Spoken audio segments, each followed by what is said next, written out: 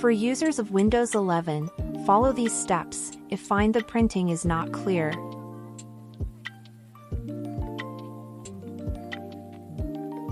We can try to clean the printer head or change the paper.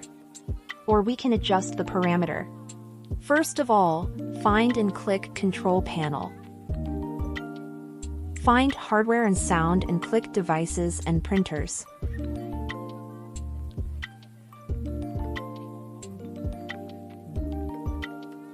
Right-click on our printer driver and choose Printing Preference.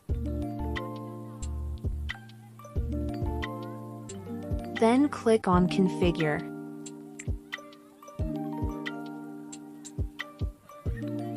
And adjust the print speed to standard. Then adjust the grayscale threshold to 180.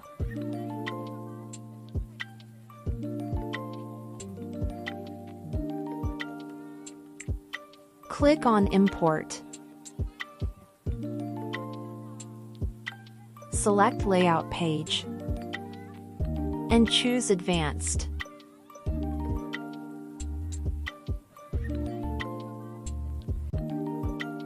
Choose DPI 609*609. Click OK. Then click Apply and OK.